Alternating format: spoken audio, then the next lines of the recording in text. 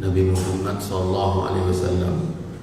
Ibadah salawat adalah ibadah. Bersalawat atas Nabi adalah ibadah. Dan dia juga bukan ibadah yang sederhana. Dia bukan ibadah yang levelnya rendah. Salawat adalah ibadah yang mulia. Di antara ibadah-ibadah yang mulia,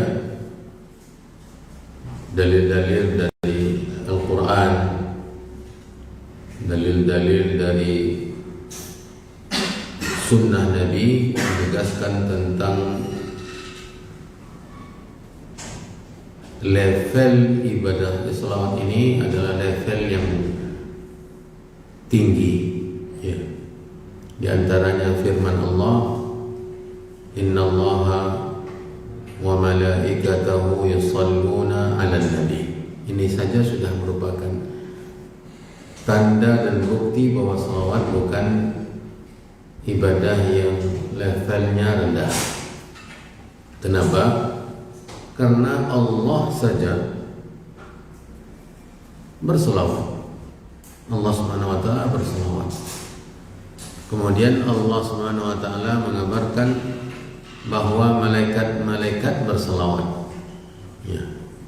Kemudian Allah memanggil orang-orang yang beriman, memerintahkan mereka untuk berselawat. Ya ayyuhalladzina amanu sallu alaihi wa sallimu taslima. Kemudian janji Nabi, barang siapa yang berselawat 1 kali maka akan dibalas atau diberi pahala 10 kali. 10 kali lipat pahala yang diberikan oleh Allah kepada orang yang berselawat. Jadi bila kita menyadari bahwa salawat adalah ibadah yang level tinggi, maka tentu kita akan memberikan perhatian yang tinggi pula. Dan kesempatan untuk banyak berselawat kita akan dapatkan di majelis ta'lim, di kajian-kajian, di majelis-majelis yang di sana diperbincangkan tentang Nabi Muhammad SAW. Yang akan menjadi tema pelajaran kita setelah selesai pada pertemuan yang lalu dengan tema al-ghish wa tahdhir minhu, curang dan ancaman darinya. Sekarang kita masuk ke tema yang baru, yaitu fadlul khawfi minallah. Fadlul khawfi minallah.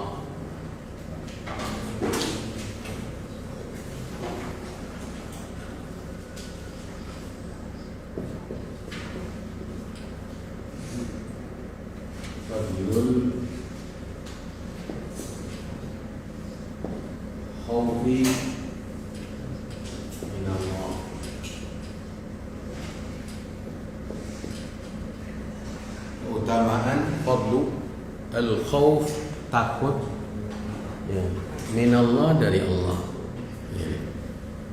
Jadi takut merupakan ibadah, salah satu dari ibadah qalbu. Takut kepada Allah adalah ibadah yang sangat mulia, ya, ibadah qalbu yang sangat mulia. Makanya di sini tema kita adalah fadlunya, keutamaan, fadilah. Fadilah takut kepada Allah Subhanahu wa taala. Ya, fadilah takut kepada Allah Subhanahu wa taala, keutamaan, kemuliaan, kedudukan yang tinggi, takut dari Allah Subhanahu wa taala. Yang pertama, kita mungkin sudah tahu arti takut. Ya, sudah bahasa kita, al-khauf bahasa Arab, terjemahannya takut, dan takut kita ya sudah memahami. Ya. Kita sebelum masuk ke pembahasan ini menjelaskan bahwa takut ini terbagi-bagi.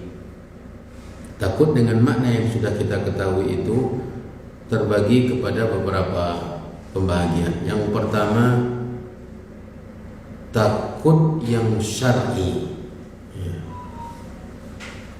Takut yang syar'i itu ibadah, takut kepada Allah. Takut ke neraka Allah. Ini takut syar'i. Takut kepada Allah dengan mematuhi perintah-perintahnya, meninggalkan larangan-larangannya. Ini yang dimakna dengan takut kepada Allah. Kemudian ada namanya takut tabi'i, takut yang normal dan tidak tercela orang yang merasakan takut ini tidak akan tercela, seperti takut kepada binatang buas, takut kepada ular, harimau. Ini namanya takut normal atau tabi'i. Ada takut yang tercela, ada takut yang tercela. Dan takut yang tercela ini juga bertingkat-tingkat. Takut yang tertinggi, yang tertinggi tercelanya, atau takut yang paling fatal ketercelaannya adalah takut kepada sesuatu selain Allah yang menjadikan atau yang mengakibatkan seseorang itu memuji, mengagungkan dan membesarkannya, memberikan ibadah kepadanya. Ini takut syirik namanya. Takut syirik, takut kepada berhala-berhala di zaman Nabi SAW. Ini adalah takut yang syirik. Takut kepada benda mati karena ada unsur keyakinan dia memiliki kekuatan, maka ditakuti, maka ini namanya takut syirik. Ada takut yang tercela, takut kepada sesuatu yang sudah mendapat jaminan dari Allah SWT. Orang takut kekurangan rezeki, hidup takut tidak dapat rezeki. Ini takut yang tercela, karena rezeki sudah dijamin oleh Allah. Semua kita hidup sudah diberikan oleh Allah jaminan rezekinya. Dia akan mendapatkan sesuai dengan yang telah dijamin, tidak lebih, tidak kurang. Jangankan kita yang sudah bisa bekerja, bahkan sudah punya sarana untuk mendapat pekerjaan yang layak dan di atas kelayakan, malah ijazah sudah sarjana, atau sekolahnya kejuruan, dia sudah punya skill, sudah punya ijazah, masih takut tidak dapat bekerja atau kekurangan rezeki. Ini takut yang tercela. Kita yang tidak bisa bergerak saja di dalam rahim masih diberikan rezeki oleh Allah.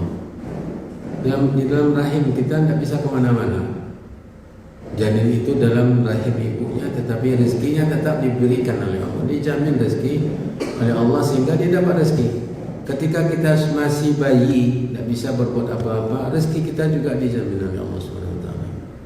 Nah, sekarang kita sudah bisa bergerak, sudah bisa menggunakan tangan, sudah bisa berjalan melangkahkan kaki, sudah bisa berpikir dengan normal cara apa untuk dapatkan rezeki.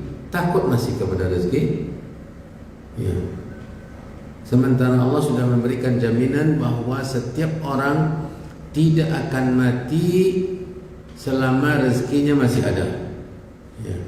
La yamutanna ahadukum illa wa qad istawfat rizquhu. Ya.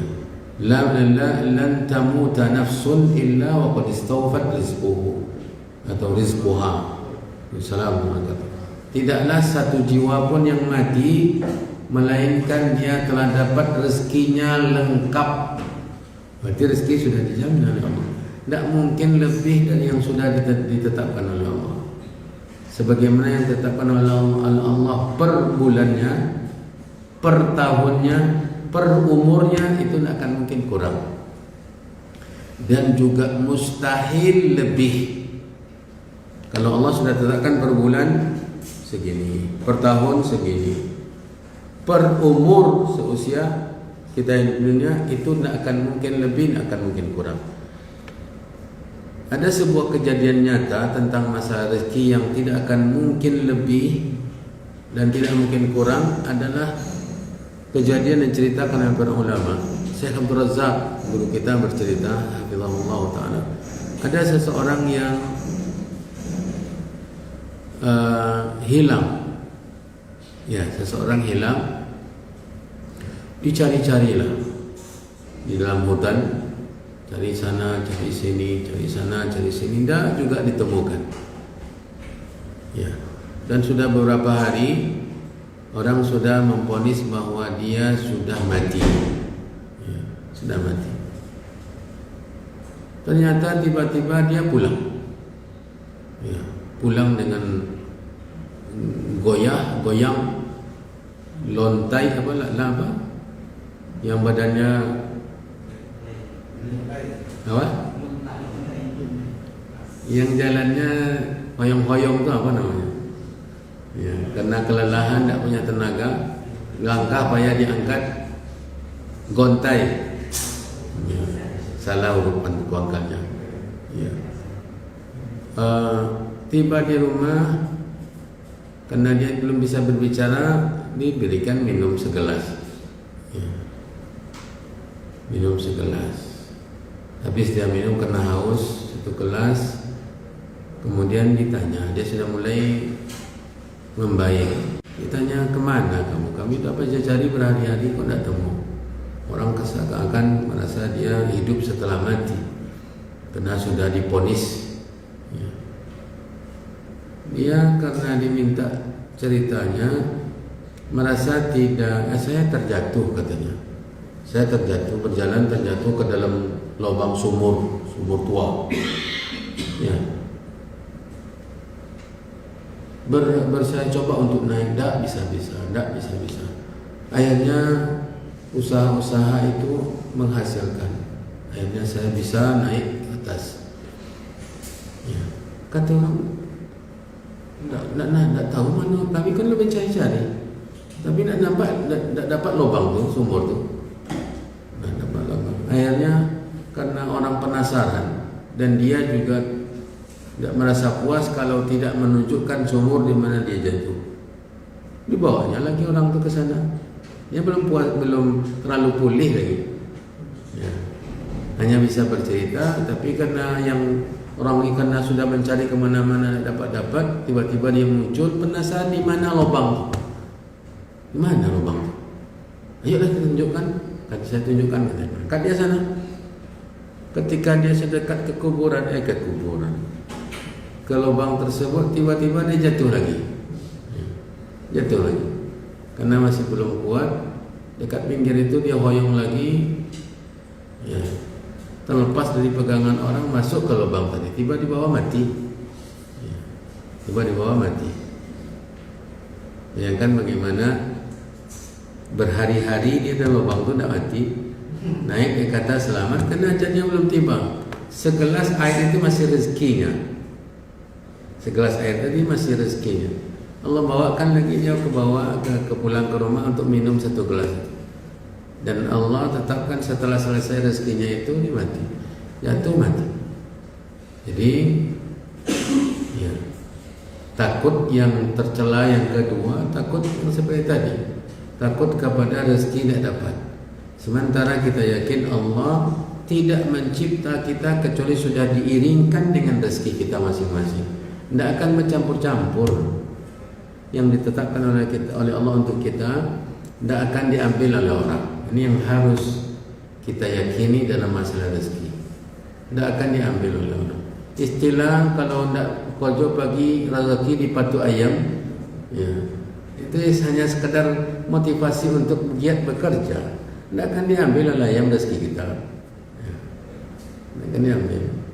Tidak akan berubah, tidak akan berpindah tangan. Kalau seandainya yang kita dapatkan berpindah tangan dan tidak balik lagi, berarti bukan rezeki kita. Walaupun kita sudah dapat, baru ambil uang tabungan di bank, ya. Ketika bawa pulang dia ambil orang, baru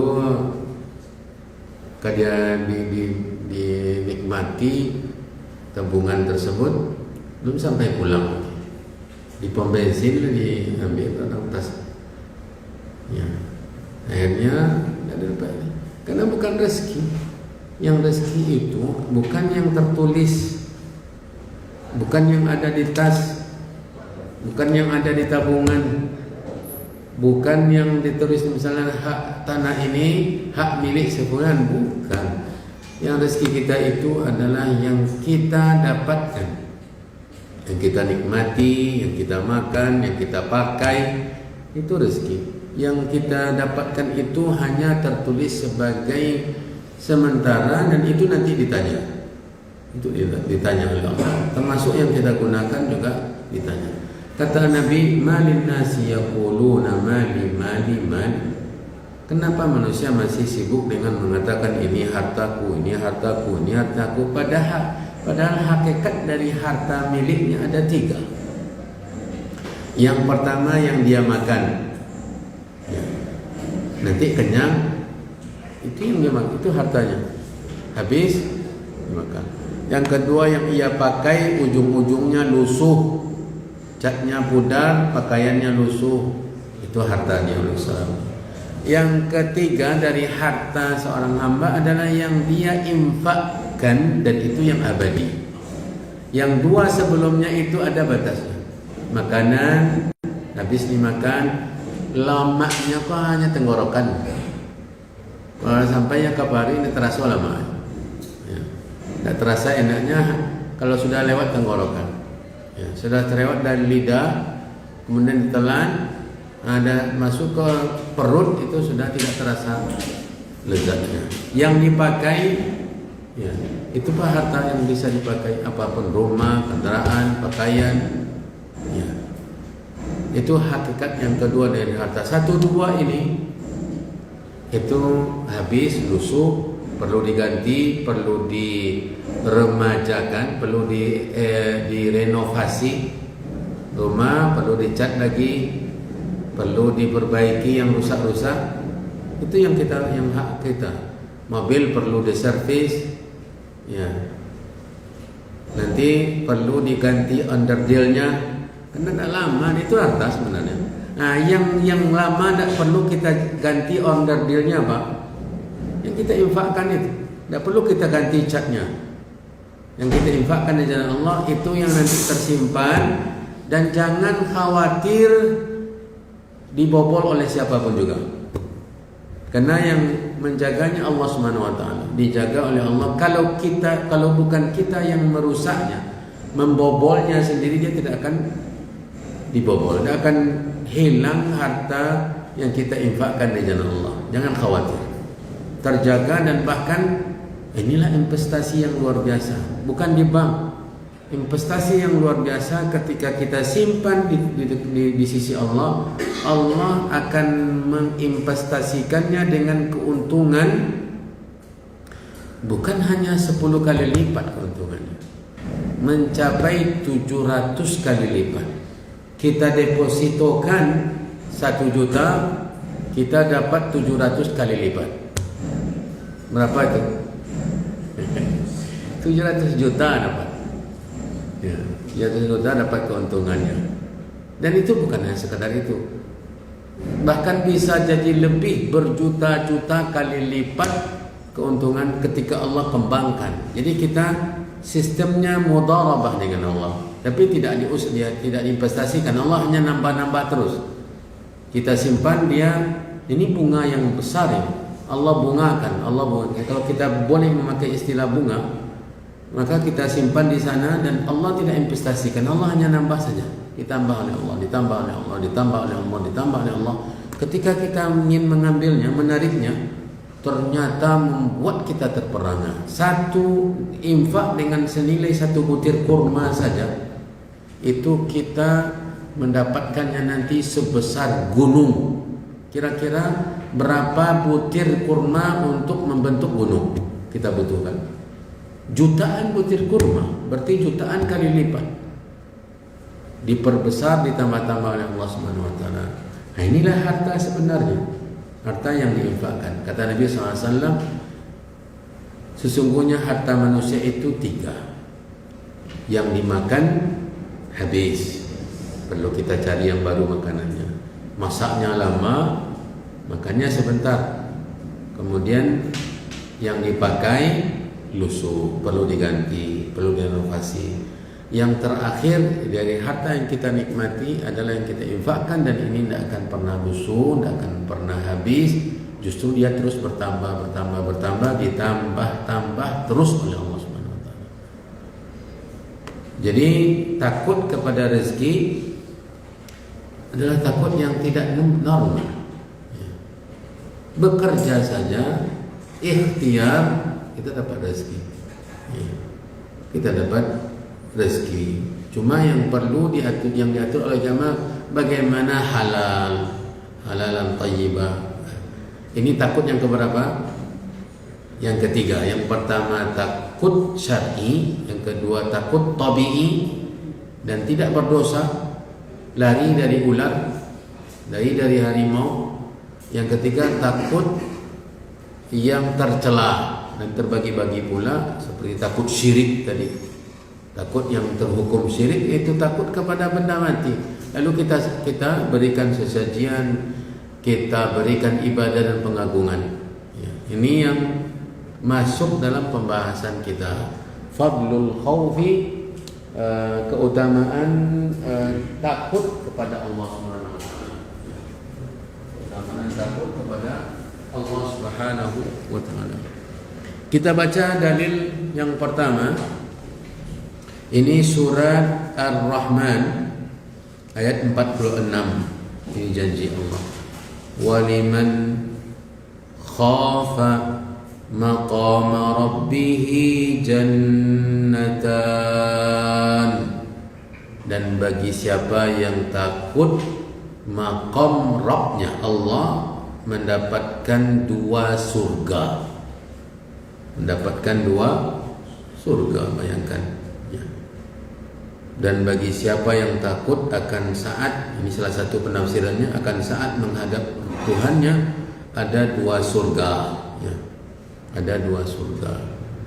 Maqam Rabbih di sini maknanya 2. Yang pertama tadi takut waktu di mana dia tegak berdiri di hadapan Allah untuk dihisab, diadili. Kita harus bayangkan ini semua, bahwa nanti akan tiba waktunya setiap kita akan menjadi orang yang sama, berdiri kemudian dihisab oleh Allah. Satu persatu kita akan tegak di hadapan Allah. Allah berfirman di surat Al-Mutaffifin, wailun lil mutaffifin alladhina idza iktalu 'alan nasi yastawfun wa idza kaluhum aw wazanuhum yukhsirun ala yadhunnu ulaika annahum mab'uthuna liyawmin 'azim yawma yaqumun nasu lirabbil alamin. Celakalah bagi orang-orang yang curang, mutaffifin, bila mana mereka menakar untuk manusia, menimbang untuk manusia, mereka kurang-kurangi. Tetapi bila meminta takar dan meminta timbang, mereka meminta lebih. Itulah yang curang. Orang mutaffifin itu penilaiannya standar apa? Kalau untuk orang dia kurang-kurangi, kalau untuk dia mau lebih. Inilah sifat mutaffifin. Bukan hanya dalam transaksi jual beli, tetapi dalam bersikap. Ya. Misalnya kita sebagai rakyat, kalau kepada pemerintah kita inginnya mendapat apa yang hak kita dan lebih.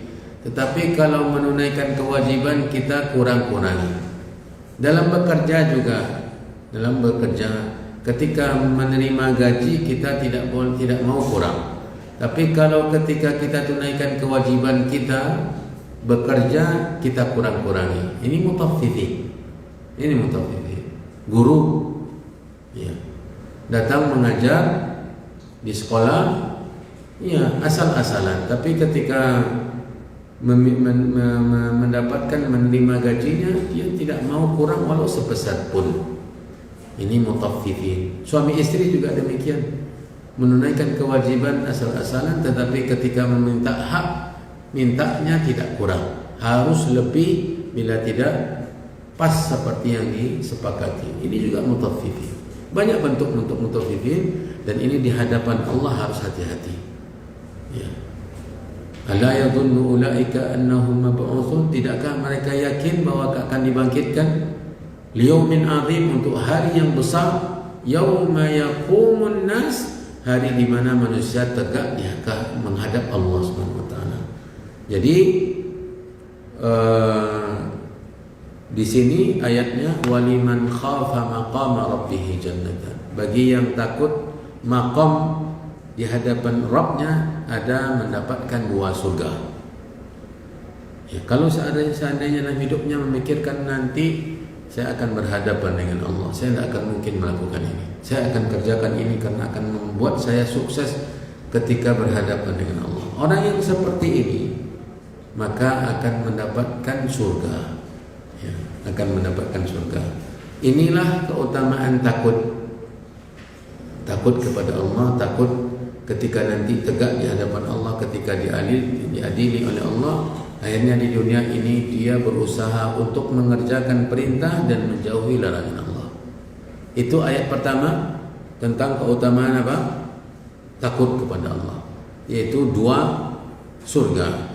Di lanjutan ayatnya akan kita dapatkan penjelasan dari Allah tentang rincian surga tersebut. Fabi'ayyi ala'i rabbikuma tukadziban dzawata afnan. Kedua surga itu mempunyai aneka pepohonan dan buah-buahan, bermacam-macam pohon, bermacam-macam buah.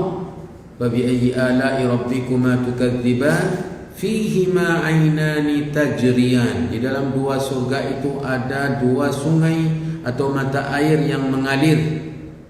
Ya, mempunyai 2 mata air yang mengalir. Kemudian fabi'ayyi ala'i rabbikuma tukadziban, maka dengan nikmat Tuhanmu yang mana kamu berdua dustakan. Fihi ma min kulli fakihatin zawjan, di dalamnya ada pohon-pohon atau buah-buahan yang berpasang-pasangan, dari segala buah berpasang-pasangan. Kemudian muttaqiina ala furusin batainuha min istabraqa, bertelek-telekan di atas permadani dipan dari sutra, dan mereka memetik buah-buahan di surga dengan sangat dekat. Ini semuanya janji Allah Subhanahu wa taala untuk siapa? Untuk yang takut kepada Allah Subhanahu wa taala. Waliman khafa maqama rabbih jannatan. Kemudian surat An-Nazi'at ayat 40-41, wa amma man khafa maqama rabbih wa nahan nafsa 'anil hawa fa innal jannata hiyal ma'wa. Dan adapun orang yang takut maqam rabbih, tegak di hadapan Rabbnya atau kebesaran Allah, dan melarang, mencegah nafsunya dari hawa nafsu, menjaga jiwanya dari hawa nafsu, maka sesungguhnya surga tempat kembali. Inilah janji Allah untuk orang yang takut kepada Allah Subhanahu wa taala. 2 ayat dari dalam Al-Qur'an dan banyak lagi ayat-ayat yang lain, tetapi ini sudah cukup untuk kita ketahui bahwa takut kepada Allah adalah ibadah yang sangat mulia yang dijanjikan oleh Allah untuk pelakunya surga. Hadis, ya, dalil dari hadis Nabi, hadis Abu Hurairah radhiyallahu anhu anin Nabi sallallahu alaihi wasallam qala sab'atun yudhilluhumullahu fi dhillihi yawma la dhilla illa dhilluh, imamun adilun wa syabun nasha'a fi ibadatillah ورجل قلبه معلق بالمساجد ورجلان تحابا في الله اجتمع عليه وتفرق عليه ورجل دعته امرأة ذات حسن وجمال فقال إني أخاف الله ورجل تصدق بصدقة فأخفاها حتى لا تعلم شماله ما تنفق يمينه ورجل ذكر الله خاليا ففاضت عيناه. Hadis diriwayatkan oleh Bukhari dan Muslim, muttafaqun alaih. Ada 7 golongan manusia yang dinaungi oleh Allah dengan naungannya ketika tidak ada naungan kecuali naungan Allah. Maksudnya naungan yang disiapkan oleh Allah. 7 golongan tadi, yang pertama pemimpin yang adil, imamun adil. Pemimpin yang adil maka akan dinaungi oleh Allah di hari akhirat ketika tidak ada yang menaungi kecuali itu, dari cahaya matahari, sinarnya matahari. Kemudian yang kedua, syabun nasha'a fi ibadatillah, pemuda yang tumbuh besar dewasa dalam keadaan beribadah kepada Allah. Pemuda yang multazim, pemuda yang ahli ibadah, yang dekat dengan Allah. Yang ketiga, rajulun qalbuhu mu'allaqun bil masajid, seseorang yang kalbunya selalu terpaut dengan masjid. Ya. Pertama memang sangat memperhatikan masjid. Waalaikumsalam. Sangat memberikan perhatian kepada masjid, kecenderungannya untuk datang ke masjid terus, kecintaannya ke masjid, perhatiannya ke masjid, itu yang pertama. Yang kedua, yang dimaksud oleh hadis ini adalah salat. Ya, yang terpaut hatinya dengan salat. Ini golongan ketiga dari orang yang nanti mendapatkan naungan di akhirat dengan naungan Allah. Yang keempat, wa rajulani tahabba fillah ijtama'a alaihi wa tafarraqa alaihi. 2 orang yang saling mencinta karena Allah, cinta karena Allah, di mana mereka berkumpul di atas cinta tersebut, berpisah pun karena di atas cinta tersebut. Semata-mata karena Allah, tidak ada mengharapkan apa-apa. Karena orang tadi mencintai Allah, dicintai Allah, lalu dia mencintainya. Yang ke-5, imamun syabun rajulani.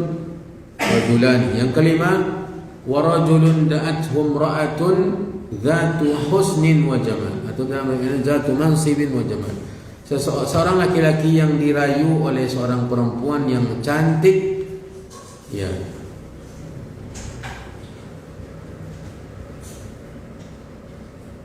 dan memiliki kedudukan, ya, memiliki kekayaan, lalu dia mengatakan inni akhafullah. Ini yang berhubungan dengan bab kita. Sesungguhnya saya takut kepada Allah. Ya. Yang keenam, wa rajulun tasaddaqa bi sadaqatin fa akhfaha hatta la ta'lama shimaluhu ma tunfiqu yaminu. Seseorang yang menyembunyikan sedekahnya sehingga umpamanya tangan kiri tidak tahu apa yang dilakukan oleh tangan kanan, saking tersembunyinya. Maksudnya dari manusia, menyembunyikan ibadah sedekah itu dari manusia. Yang ketujuh, ya, yang ketujuh, wa rajulun dzakarallaha khaliyan fa fadat aina.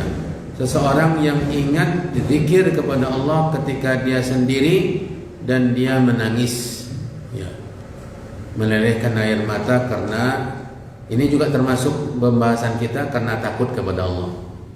Ya, yang pertama tadi seorang laki-laki atau sebaliknya perempuan yang dibujuk oleh laki-laki yang ganteng, yang kaya, yang punya kedudukan, tetapi karena dia untuk berbuat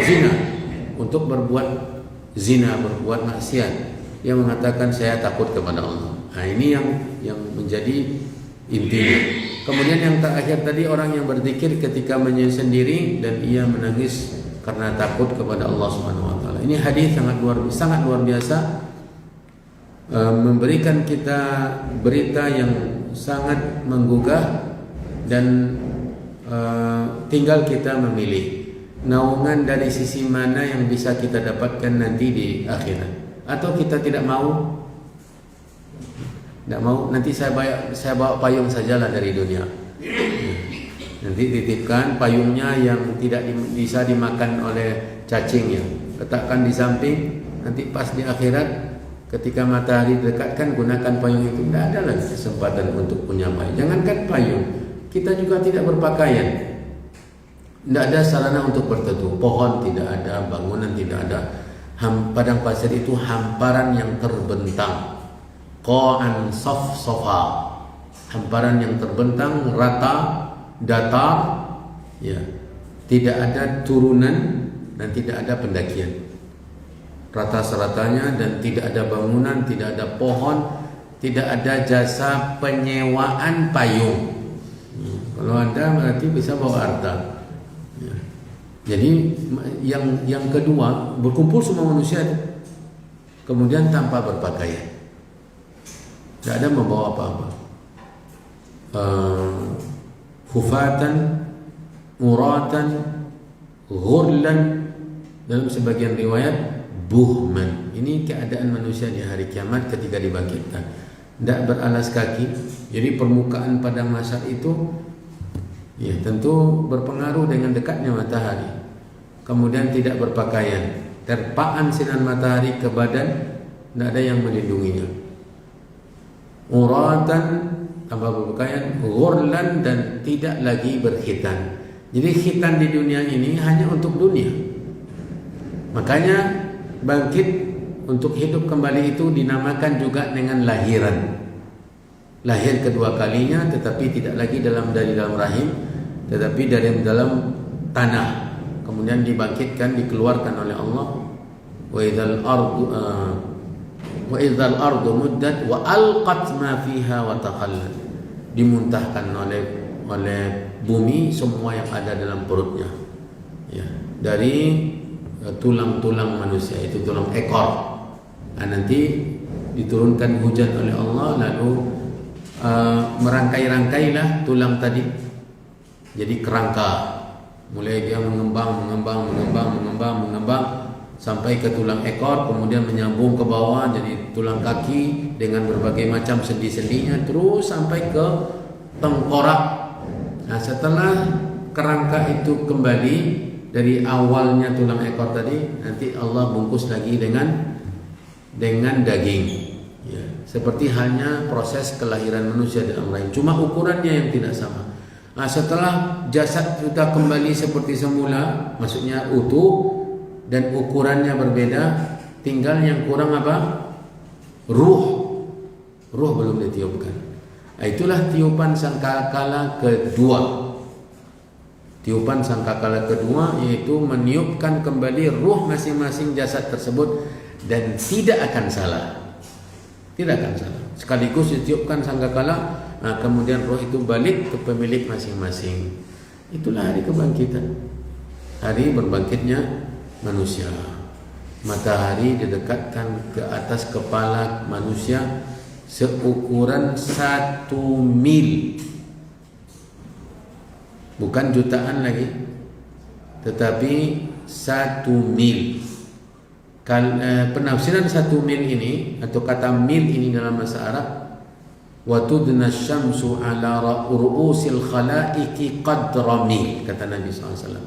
Matahari didekatkan ke atas kepala manusia seukuran mil. Mil itu berbeda pendapat para ulama. Umumnya mayoritas para ulama mengatakan bahwa mil itu adalah ukuran jarak, yaitu yang kita ketahui lebih dari 1 kilo. Tidak sampai 2 kilo matahari. Tidak sampai 2 kilo jaraknya dengan kepala manusia. Bayangkan apa yang akan terjadi. Ya. Kemudian dan nanti tentu pasti akan mengeluarkan keringat. Minuman tidak ada, air tidak ada, kecuali nanti akan diletakkan oleh Allah di sana telaga Nabi SAW. Sisanya tidak ada begitu air. Jangan coba-coba cari air, tidak akan ada. Sementara manusia akan bercucuran keringat karena sengatan sinar matahari, dan keringatnya disesuaikan dengan dosanya. Kalau keringatnya sedikit, dosanya sedikit, maka keringatnya sedikit. Makanya Nabi mengatakan ada yang keringatnya hanya sampai mata kaki, ada yang keringatnya sampai separuh betis, ada yang di atas lutut, ada yang sepinggang, ada yang sedada, ada yang sepundaknya, dan ada yang hampir-hampir tenggelam dengan di atas atau di dalam keringatnya sendiri. Ya. Ini semua keringat disebabkan dilihat dari ukuran dosa. Waliyadzubillah. Kalau tidak ingin banyak keringat, sedikitkan dosa di dunia. Ya.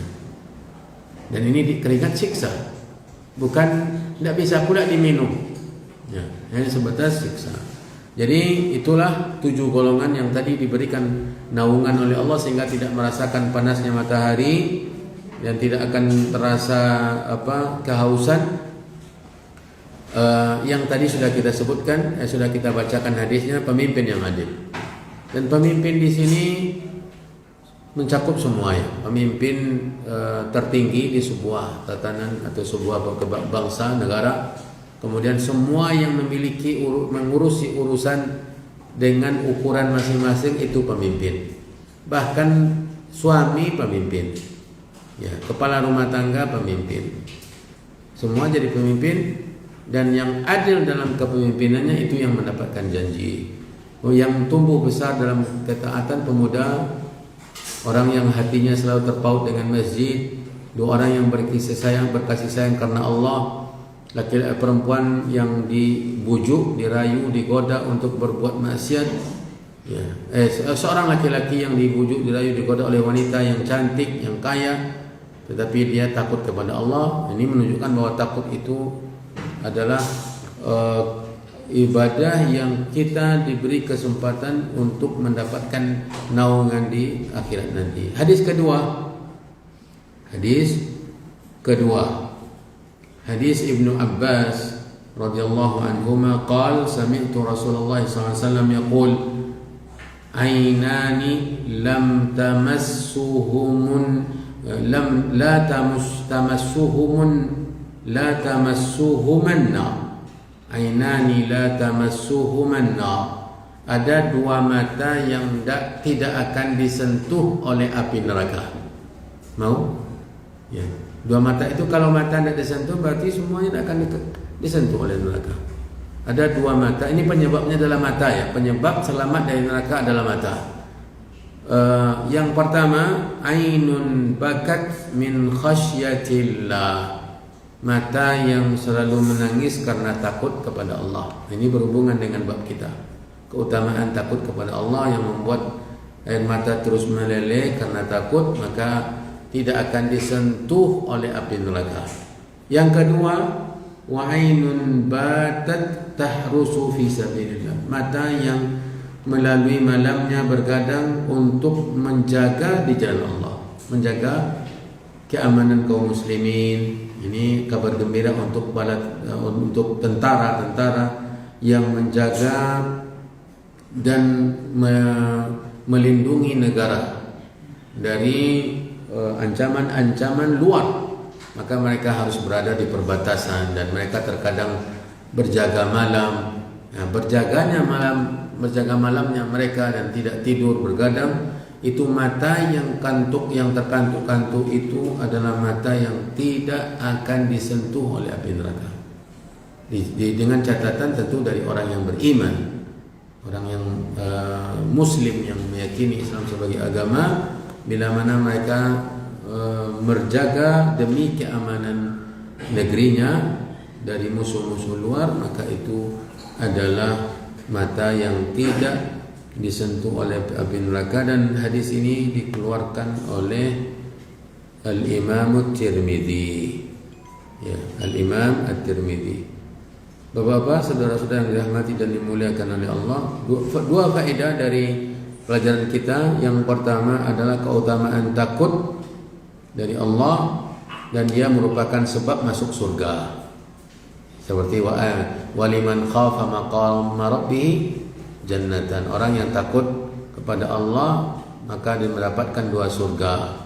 Kemudian ayat yang kedua tadi di surat An-Nazi'at, wa amma man khafa, akhir surat An-Nazi'at, wa amma man khafa maqama rabbih wa nahan nafsa 'anil hawa fa innal jannah. Jadi keutamaan dari takut kepada Allah ini adalah surga. Kemudian yang kedua, annal khaufa minallah mani'un minal ma'asi. bahwa takut kepada Allah ini biasanya membuat seseorang terhindar dari maksiat. Ya, takut kepada Allah membuat seseorang terhindar dari dosa. Contoh sebagai penutup, Nabi bercerita tentang 3 orang dari Bani Israel yang terkurung di dalam gua. Ya, di Sahih Bukhari. Mereka berjalan-jalan, tiba hujan, kemudian mereka berteduh dan istirahat di dalam gua.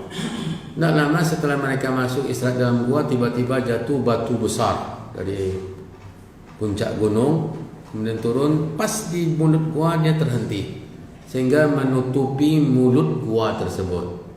Orang yang di dalam 3 orang cuma. Kalau mereka mengumpulkan kekuatan untuk mendorong, tidak bergeser sedikit pun batu besar tadi, sebesar lemari. Ya, taruhlah gua itu mulutnya besar dan tertutup, dan untuk melakukan opsi yang lain bisa berteriak jauh dari pemukiman, jarang orang yang lewat di sana. Kemudian di luar hujan, ya, akhirnya mereka tidak tahu cara, dan bahkan ada hampir-hampir mereka bertiga ini menganggap bahwa kuburan mereka gua itu. Ya, kalau bukan Allah yang menyelamatkan, tidak mungkin mereka bisa melakukan apa-apa. Akhirnya ada usul dari mereka bahwa bagaimana kalau kita berdoa, dan doa kita dahulukan dengan tawassul dengan amal saleh, sampaikan kepada Allah, dan Allah Maha tahu apa yang terbaik dari ibadah kita. Dan ini penting catatan bagi kita, bahwa cobalah untuk menyimpan ibadah yang paling istimewa dalam kehidupan kita, yang dimana kita lakukan ibadah itu dengan hati yang lapang, dengan tenang, dengan bahagia. Bisa jadi kajian-kajian seperti ini, bila kita menjadikan ini sebagai sesuatu yang istimewa, ibadah yang kita rasakan kebahagiaan dengannya, ya simpan, lakukan terus. Nanti siapa yang bisa menjamin bahwa hidupnya senang-senang saja? Maka bisa dijadikan amal yang kita istimewakan itu menjadi sebab dikabulkannya doa. Makanya orang bertiga ini sebelum sepakat memulai berdoa, mengingat-ingat apa ibadah yang paling spesial dia lakukan dalam hidup mereka. Akhirnya majulah orang yang pertama untuk mulai berdoa. Lalu dia cerita kepada Allah, "Ya Allah, sesungguhnya saya memiliki 2 orang tua, bapak ibu yang sudah tua, dan saya seorang pengembala kambing, dan saya setiap hari berangkat mengembalakan kambing saya. Dan ketika petang hari saya pulang, ketika pulang setiap hari saya memerah susu kambing saya, dan saya bawa pulang. Yang pertama kali yang saya suguhkan susu kambing saya ini adalah kedua orang tua saya. Tidak akan pulang dia ke rumahnya untuk memberikan air susu kepada istri dan anak-anaknya kecuali setelah kedua orang tuanya. Suatu hari karena tempat saya mengembala semakin jauh dan saya terlambat pulang. Nah, ini kejadiannya. Saya terlambat pulang. Setiba di rumah orang tua saya, seperti biasa ingin menyuguhkan susu, ternyata mereka sudah tertidur. Kalau kita kan sudah bangunin aja, bangun ini susu, kan tidak salah untuk memberikan susu. Tapi dia karena sangat berbakti kepada kedua orang tuanya, dia tidak tega membangunkan mereka. Pokoknya saya tunggu di sini sampai mereka bangun sendiri. Ya, kata orang ini, dia tunggulah lewat 1 jam, 2 jam, 3 jam, 4 jam, sampai mereka bangun subuh. Semalam suntuk dia duduk di sana menunggu, dan dia tidak tidur. Orang tidak akan mungkin mengantuk kalau dia terfokus kepada tugasnya, ya, bahwa dia akan memberikan. Kalau nanti terbangun kedua orang tuanya, dia sedang tertidur, tidak mau dia seperti itu. Makanya dia terus berjaga sampai mereka bangun pagi, barulah dia memberikan air susu yang tadi disiapkan untuk kedua orang tuanya. Sementara anak-anaknya nangis-nangis meminta, pokoknya tidak kecuali orang tua saya. Kalau seandainya engkau tahu ya Allah bahwa itu amalan yang sangat engkau cintai, maka selamatkanlah kami, berilah kami jalan keluar. Tiba-tiba ternyata berhasil. Bergeraklah batu tadi, bergeser, dan ketika mereka meloncat gembira, dicoba untuk keluar ternyata masih sempit, bergesernya belum banyak. Terpaksalah orang yang kedua maju lagi untuk berdoa, ya Allah, ini yang berhubungan dengan bab kita yaitu takut kepada Allah. Saya punya anak paman perempuan yang saya tergila-gila kepadanya karena kecantikannya, dan ketika saya selalu hendak meminta dirinya, maksudnya untuk berbuat senonoh, dia terus menolak, dan saya juga tidak mau memaksa, hanya sekedar membujuknya, dan dia terus menolak sampai suatu ketika dia bermasalah, dia hidupnya menghadapi ujian ekonomi, ya, tak ada punya apa-apa, tidak punya makanan. Akhirnya ia datang kepadaku meminta bantuan. Saya dapat kesempatan ini, saya katakan, iya saya mau bantu, tapi serahkan dirimu, ya. Dan ternyata dia kena ketersempit keadaan yang sempit dan terjepit, akhirnya dia mengiyakan, ya. Mungkin orang tuanya yang benar-benar perlu makanan, ya, disiapkanlah uang tersebut. Dan ketika saya hendak melakukan apa yang saya impikan selama ini, tiba-tiba dia mengingatkan saya, wahai fulan, takutlah kepada Allah dan jangan engkau cabut cincin tanpa haknya, maksudnya keperawanannya, ya, jangan berbuat zina. Ketika itu bergetar badan saya karena takut kepadamu ya Allah, saya tinggalkan dia dan saya tinggalkan apa yang dia minta, yaitu harta, dan saya katakan itu ambil, dan saya pergi. Kalau engkau tahu ya Allah, yang saya lakukan itu dosa yang saya tinggalkan tadi dan tidak jadi saya lakukan karena benar-benar takut kepadamu, maka selamatkan kami, berilah kami jalan. Tiba-tiba bergeser batu itu kembali. Mereka coba untuk keluar juga belum cukupnya.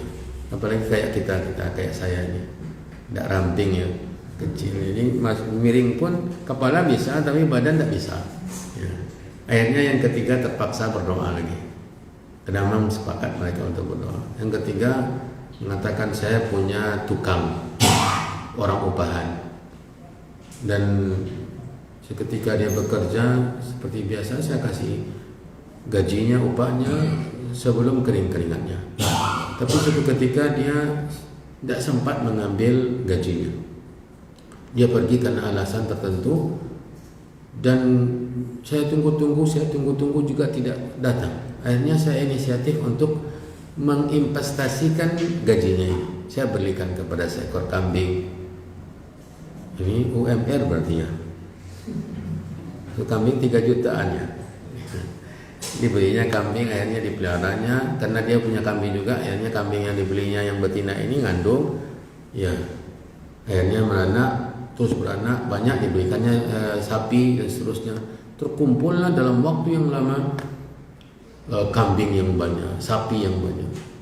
Tiba-tiba datang tukang tadi, orang upahan tadi, meminta gajinya yang dahulu, yang tidak, berarti dia masih ingat, ya, yang tidak sempat dia mengambil karena terpaksa cepat pergi. Saya katakan kepadanya, itu yang nampak olehmu itu semua bawalah, ya, kambing yang selembah, ya, bawa semuanya, itulah haji gajimu. Ternyata dibawanya semua, tak seekor pun ditinggalkannya, ya. Dan dia orang ini menerima karena dia yang intinya di sini menjaga amanah. Saking menjaga amanahnya yang dia berikan. Kalau diberikan gajinya kepada orang tadi kan tidak apa-apa, kan itu gajinya. Ya, yang kambing itu kan hasil usaha dia, tetapi karena amanah dan sempurna amanahnya, karena kambing itu hasil dari gajinya, dibawa, diberikan semuanya. Bila engkau tahu bahwa saya lakukan itu karena memuliakanmu ya Allah, karena ibadah yang kamu cintai, maka selamatkanlah kami. Bergeser lagi batu tersebut, mereka coba untuk keluar, ternyata selamat, bisa keluar mereka semuanya. Jadi penilaian kita kan, kalau Allah ingin membantu, sudah pecahkan saja atau jatuhkan lagi batu tersebut. Tidak, Allah SWT geserkan satu persatu, sedikit-sedikit sesuai dengan jumlah mereka. Ketika semuanya sudah tawasul berdoa, seukuran mereka lah dibukakan oleh Allah SWT batu tersebut.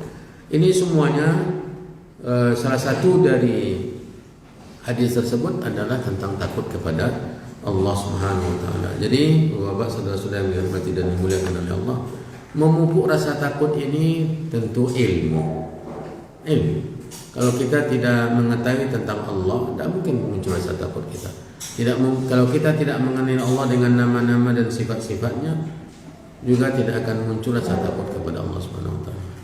Jadi mengenali Allah dengan nama-nama dan sifat dan perbuatan-perbuatannya akan berpengaruh besar terhadap rasa takut kita kepada Allah Subhanahu wa taala. Inilah pelajaran kita untuk pagi hari ini, dan kita sediakan waktu untuk tanya jawab. Ya. Mengenai takut kepada Allah dapat menjadikan penghalang dari segala kemaksiatan. Ya. Di sini saya tanyakan mengenai kenal lingkungan, lingkungan di dalam suatu kelompok atau organisasi ya. Misalnya contoh orang yang bekerja di dealer. Dealer itu kebanyakan transaksi jalan menggunakan riba. Menggunakan leasing atau bank. Bahwa karyawan yang untuk penghasil itu dikasih mendapatkan hasil dari transaksi tersebut. Jadi satu yang kedua. Apa pertanyaannya tentang hukumnya? Tentang ini yang mengenai lingkungan, itu kan kita takut kepada Allah. Kita berada di lingkungan orang seperti itu. Ya. Kita bekerja dikaji mendapatkan upah dari hasil riba itu ya. Satu. Terus yang kedua, dari sisi instansi di pemerintah itu kan gaji mendapatkan dari pajak, maka pegawai mendapatkan dari pajak. Terus secara yang didapatkan secara garis kertas kecil besar, tapi yang didapatkan cuannya lebih banyak karena berapa proyek kayak sisa usaha atau apa, maka itu yang dikasih makan untuk keluarganya. Jadi pertanyaan saya, ini kan masalah lingkungan sistem yang ada di pemerintah kita atau di dalam satu organisasi tersebut. Ya. Yang pertama, untuk pribadi-pribadi kita harus tanamkan rasa takut kepada Allah. Ya. Harus tanamkan rasa takut kepada Allah dimanapun kita berada. Tidak ada yang akan menggelincirkan kita karena rasa takut tersebut. Istrinya Firaun, ya, dia hidup di komunitas kufar, istri Firaun, dan hidup sekamar dengan Firaun yang mengaku Tuhan. Bukan hanya dosa-dosa yang tadi Bapak sebutkan, dibandingkan kekufuran, dosa tadi sangat ringan. Ya, dia berada di komunitas kufar, penyembah berhala, pengaku Tuhan. Yang penting bagaimana terpupuk terus di hati kita rasa takut kepada Allah. Makanya diabadikan oleh Allah Subhanahu wa taala cerita atau doa istri Firaun. Ya. وضرب الله مثلا للذين وضرب الله للذين آمنوا امرأة فرعون إذ قالت رب ابن لي عندك بيتا في الجنة ونجني من فرعون وعمله ونجني من قوم الظالمين. Ya, ini mungkin yang harus diucapkan di dalam doa-doa kita, yaitu kita meminta perlindungan dari Allah. Rabbi binili indaka baitan fil jannah, ya Allah bangunkan untuk saya istana di surga. Kemudian wanajjini min fir'aun, selamatkan saya dari bahaya perbuatan Firaun. Berarti kita minta selamatkan dari bahaya perbuatan orang-orang yang berdosa di sekitar kita. Wanajjini minal qaumidz zalimin, dan selamatkan saya dari perbuatan orang yang zalim. Berarti yang menjadi intinya adalah rasa takut itu tetap ada dalam hati kita kepada Allah Subhanahu wa taala, kemudian mohon perlindungan dari Allah Subhanahu wa taala. Kemudian dalam kehidupan kita juga harus ada amar ma'ruf nahi munkar.